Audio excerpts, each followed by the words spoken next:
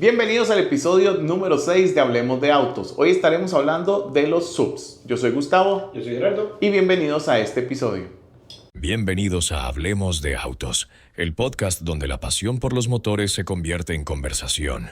Ponte cómodo, ajusta el cinturón y arranquemos juntos este viaje. Hoy estaremos hablando de los SUV, este vehículo que ha venido ganando cada vez más terreno y estamos tocando este tema gracias a que uno de ustedes nos dejó el comentario que querían que habláramos de esto. Entonces vamos a estar hablando típicamente de los SUV. Era este vehículo que viene a ganar cada vez más terreno, pero tenemos que empezar por clasificarlos, porque realmente llamamos SUV a todos los autos que son grandes. Bueno, es que un SUV, sí, el nombre lo dice, el Sport Utility Vehicle, vehículo utilitario, deportivo, simple.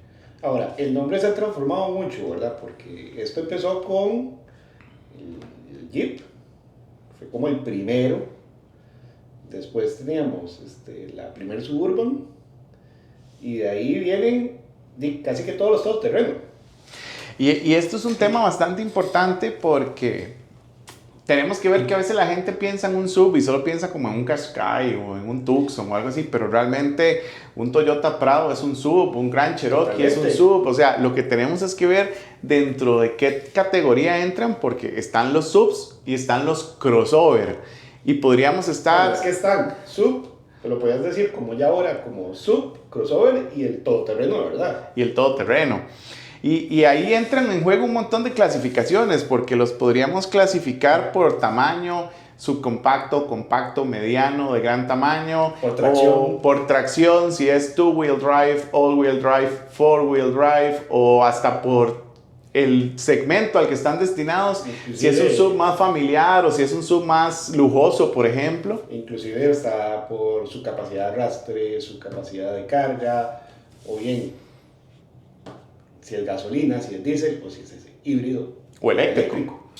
Realmente ha habido una categorización muy fuerte dentro de los SUV y cada vez son más comunes, especialmente en países como Costa Rica, donde las carreteras a veces nos obligan a buscar vehículos más altos, y creo que uno de los factores que estamos teniendo acá es que la gente siente mayor seguridad, por ejemplo, siente que está en un carro un poco más grande, más cómodo, siente que tiene una mejor altura al suelo, pero muchas veces es percepción, ¿verdad? Porque como dijimos, hay diferentes categorías, entonces no necesariamente el subcompacto o el subcompacto realmente es un carro tan grande, tan robusto, tan seguro, ¿verdad? Claro, pero tienes que tomar en cuenta que el sub tiene una ventaja sobre el sedán, digamos, los sedanes, que es la percepción que le da a la gente.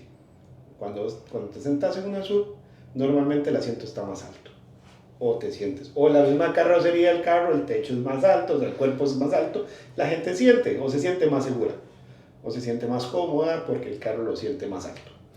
Dentro de los SUVs más vendidos que encontramos en el mundo, pues encontramos a nivel eléctrico el Model Y de Tesla, encontramos el RAV4, el CR-V, el Tucson, el Kia Sportage, Volkswagen Tiguan, Mazda CX-5, BMW en su línea X3 o X5, que son como los más comunes, pero realmente la gama de SUV es enorme. Totalmente, o sea, es que tienen o sea, tienen mucha variedad, como sobre el tema.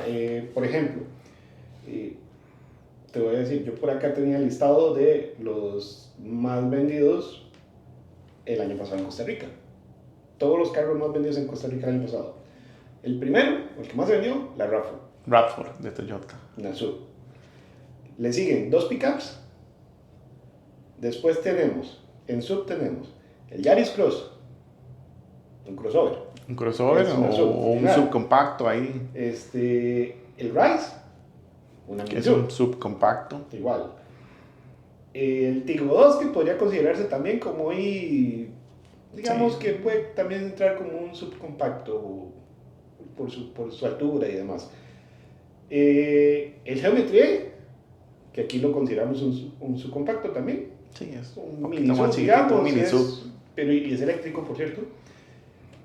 Y después tenemos Suzuki Jimny, Suzuki Vitara y Nissan Kicks.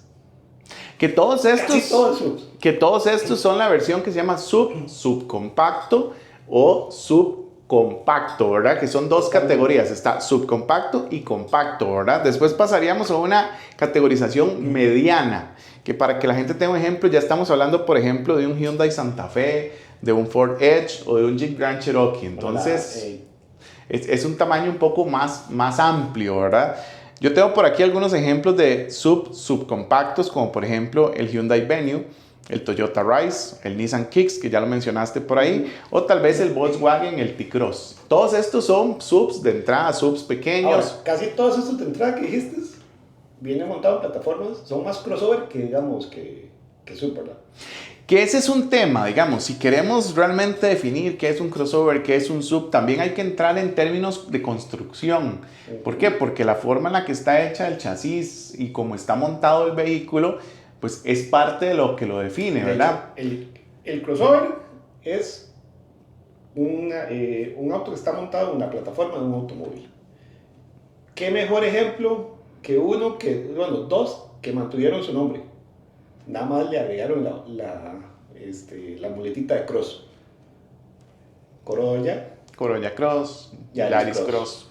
Son la misma plataforma del automóvil con un cuerpo más grande. Bueno, y ese término Cross lo han utilizado mucho para modificar sus autos. Ejemplo, el Eclipse Cross, ¿verdad? De Mitsubishi, ¿verdad? Que también mete un poquito, pasó de ser un tema más deportivo a un tema más de sub, pero usan el término Cross para decir, bueno, esta es mi versión sub. Es ese tema tipo cross country, ¿verdad?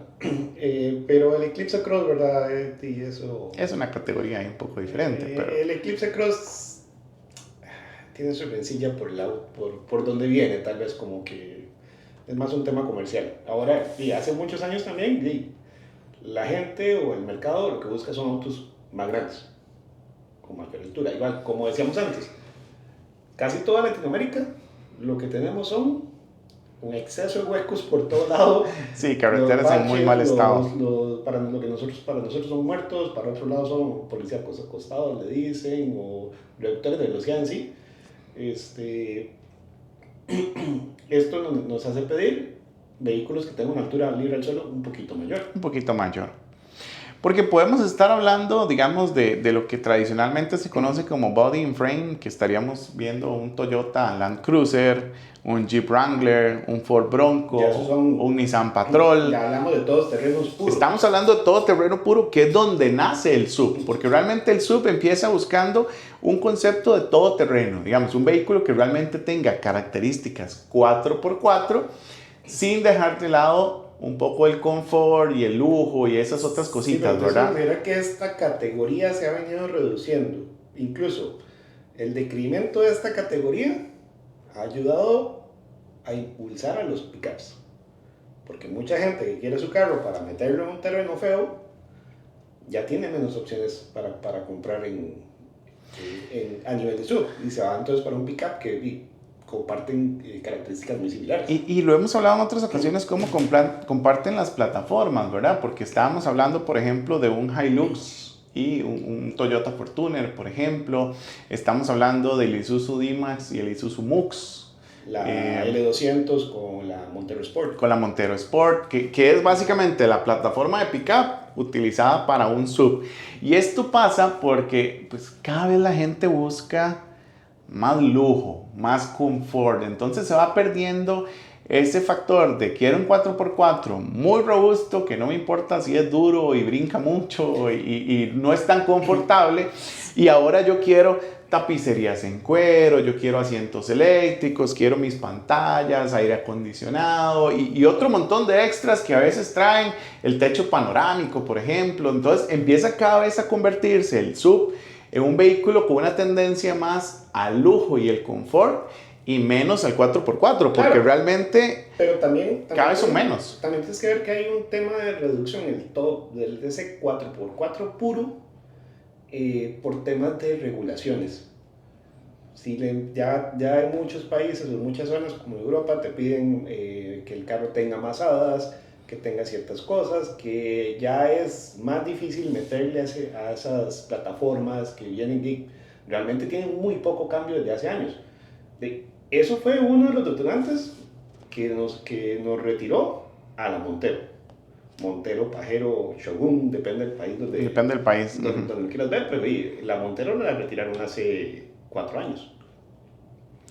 Y hemos hablado en otros episodios también de cómo el auge de los sub viene también a la parte de marcas un poco más deportivas, ¿verdad? Encontramos Porsche, por ejemplo, con las versiones Cayenne, encontramos el Lamborghini Urus, encontramos algunas otras versiones de marcas muy reconocidas en vehículos deportivos, por ejemplo Ferrari, que quieren sacar su modelo sub, ¿verdad? Como para mantenernos dentro de ese segmento. Les doy el lujo, les doy el tamaño, les doy otras cosas, pero sigo en el enfoque del sub. Entonces, realmente la gente compra un sub muchas veces porque es más cómodo, quizás, o por lo menos volvemos a la percepción. Siento que es más cómodo y más espacioso que un automóvil. Y realmente, tal vez por lo menos la sensación de la posición de los asientos sí es muy diferente, porque realmente nos montamos en un automóvil más pequeño, más bajo, ejemplo, un Honda Civic, y te pasas a un sub cualquiera, no importa si es compacto o es grande,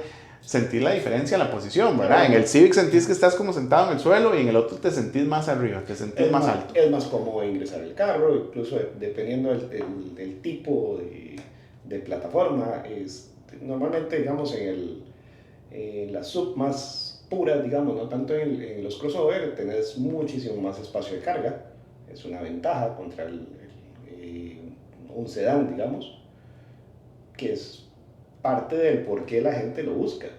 Y hablábamos en el episodio anterior también de que mucha gente se compra el pickup, pero realmente no usa el cajón. Entonces el sub viene como a llenar este espacio, ¿verdad? Yo no necesito realmente un cajón. Si necesitara jalar algún tipo de producto, pues tengo la posibilidad de abatir mis asientos y que me quede un espacio muy grande, pero siempre un espacio protegido, cerrado, ¿verdad? Que siempre es la limitante del cajón del pickup, de que, pues a menos de que pongas algún tipo de lona o algún otro sistema como para cerrar el cajón, siempre es abierto, mientras que en el sub tengo toda la comodidad y tengo una capacidad de carga también a la hora de batir asientos. Y además, en los sub de mayor tamaño, ya empezamos a encontrar muy popular el concepto de los 7 pasajeros, ¿verdad? Que es, no necesito carga, pero puedo sacar 2 asientos adicionales en la parte trasera. Totalmente, que va en detrimento un poquito de las panelcitas o las van anteriores. Sí, porque antes la gente se compraba una minivan o una microbús pequeña y ahora se puede comprar un sub de 7 pasajeros, por ejemplo. Tipo que, 7, una cosa así. Sí, habrá que ver cuál modelo y cuál es más cómodo o no, porque siempre estamos sacrificando algo, ¿verdad? Al poder tener esos 2 asientos, estamos sacrificando espacio de carga y en algunos modelos, pues hay que ser claros, pero esos 2 asientos son muy para niños, casi para viajes muy cortos. Casi que cortos. la mayoría de los asientos extras son de niños.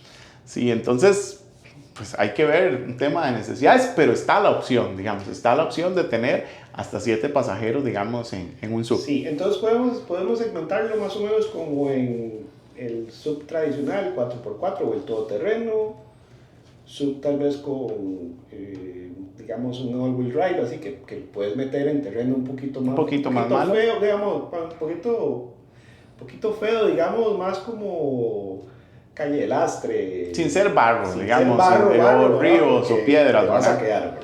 Y tal vez el sub de ciudad, el sub típico de ciudad, que estamos hablando ya de estos que vienen siendo más los crossover. Que la mayoría de las personas, y por muchas de las cosas que han pasado en la geografía costarricense y demás, pues ya no necesitan quizás que sea 4x4. En algunos casos, quizás con un all-wheel drive es más que suficiente para pasar ciertos terrenos. Y la mayoría de la gente con tracción adelante o atrás o a donde sea que la tenga es más que suficiente, porque al final no salen de ciudad. Pero recuerda que siempre está bien como aprender la diferencia entre todos ellos, ¿verdad? Normalmente el two-wheel drive sería la tracción que casi siempre es delantera, que son como casi todos los sub de ciudad. La tracción sencilla, normal. Que esa como viene en la mayoría de los automóviles. Como vienen también la mayoría de los automóviles, que incluso eso te ayuda a que el carro sea un poco más liviano, que el mantenimiento sea hasta más barato en muchos casos. y consume menos. Usualmente, bueno, depende mucho del tipo de motor que tengas, ¿verdad? Pero tiende a consumir menos. La all-wheel drive, que no es para batir barro, hay que aprender eso, que no es para que vayamos a meterlo a terrenos muy feos, que realmente es más como para andar de nieve, para que te dé un poquito más de tracción, que si está lloviendo que te ayude, que si hay un lastre barro, suelto, lo lastre así, pero algo sencillo que te ayude a tener más agarre, y él reparte de manera electrónica la tracción en las 4 ruedas. Listo. Y después tenemos el four-wheel drive, que en la mayoría de los casos hablamos de duplicado. ya tienes duplicación o tienes un bloqueo diferencial, ya tienes más ayudas, más cosas. Puedes tener esta duplicación o lo que llamamos chancha, popularmente se conoce como chancha, que lo que hace es le da más potencia, tiene esa reductora, le da más potencia a las llantas y te controla. Pero esa usualmente no se puede usar cuando vas muy rápido, ¿verdad? Sí, tiene un límite de velocidad. Tiene su límite de velocidad. Y es importante esto porque realmente un all-wheel drive, pues sí, tiene tracción en todas sus ruedas, pero no tiene bloqueo diferencial y lo que hace es distribuir la potencia entre las ruedas. Digamos, a veces 50-50 o ahí varían dependiendo de los modelos, pero no es como que tenés full tracción adelante y full tracción atrás o bloqueo diferencial, que ya lo encontramos en 4x4 más grandes o en pickups o en otro tipo de conceptos. Entonces hay que hacer como sus variaciones, ¿verdad? Porque realmente el hecho de que tenga tracción en las 4 ruedas no quiere decir que voy a ir a cruzar un río y voy a pasar ahí sobrado. Podrá ser el que se arriesgue y lo haga, pero bajo ciertas condiciones es mucho el riesgo, ¿verdad? También un factor interesante, Gera, que hablábamos antes de empezar la grabación, es el tema de cómo vinieron evolucionando un poco los carros, y lo hemos hablado durante estos capítulos, ¿verdad? Teníamos aquellos carros grandes y demás, pasamos después a unos automóviles. Hubo una época donde estaba muy de moda lo que se llamaban station wagon, me acuerdo esos carros así como más larguitos. Para los que no tienen como idea que es un station wagon, es como los carros de las funerarias, ¿verdad? Esos carros así como alargados atrás. Sí. Y cómo eso empezó a ir dando ese concepto de tener más espacio de carga, digamos, porque al final en el automóvil solo tenés la cajuela, digamos, con limitación de espacio. Normalmente no tenés capacidad de abatir asientos ni nada porque está totalmente cerrado el área. Entonces pasaron estos station que ya podíamos como bajar un poquito asientos y con la compuerta trasera, y eso fue evolucionando poco a poco hasta que llegamos al sub, a compacto, subcompacto o cualquiera de todas las clasificaciones, pero llegamos a este punto donde el vehículo pues ya tiene otras prestaciones. Tenemos igual la evolución en la motorización, que ya ahora que 4 cilindros, que 3 cilindros, que 6 cilindros, ya depende de lo que quiera ese consumo. Que si caja CVT, que si caja DCT. Y esto es un factor interesante porque, digamos, inicialmente pues, muchos de los sub pensados en 4x4 eran de motores muy grandes. Después vinimos bajando y se hizo tradicionalmente un segmento que rondaba los 2000 centímetros. El Tucson, el Sportage y demás andaban ahí entre 2000 y 2500. Pero estas fueron las primeras sub. Y ahora hemos visto cómo al sub, por temas de autonomía y demás, le hemos todavía bajado más la cilindrada e incorporado el turbo. Entonces empezamos a ver vehículos 1200, 1400 turbo que se comportan muy bien, pero vamos a lo mismo, son carros orientados quizás a un uso más urbano. Es que es ese sub de ciudad, el que venimos hablando, ese sub que principalmente está hecho para andar en ciudad, que donde no ocupas una fuerza desmedida, donde lo que priorizas es el consumo. Tratar de que el vehículo consuma poco y es lo que te sirve, o sea, es más o menos su orientación. O sea, si tienes, por ejemplo, la Toyota Rise, tiene un motor pequeño. Un motor pequeñito. Es un carro pequeño igual. No, y vos ves, por ejemplo, Volkswagen T-Cross, por ejemplo, viene con 3 cilindros, 1000 turbo, digamos. O sea, creo que por ahí todavía habían algunas versiones del BMW X1, que también 3 cilindros, turbo, o sea, motores pequeñitos, eficientes, funcionales. Sí, motores funcionales al final. No era diésel ese motor. Había versión diésel, había versión gasolina también. Sí, pero el X1 se ve riquísimo. Sí. Realmente, pues, vamos a ir evolucionando poco a poco en los diferentes episodios. Déjenos en sus comentarios si ustedes les gustan los SUV, si prefieren un pickup, si prefieren un automóvil y cuál es ese carro que a ustedes les gustaría tener si es que no lo tienen en este momento. Recuerden seguirnos en nuestras redes sociales, episodios completos en Spotify, YouTube y TikTok. También nos pueden buscar en Instagram y Facebook. Nos vemos en el próximo episodio.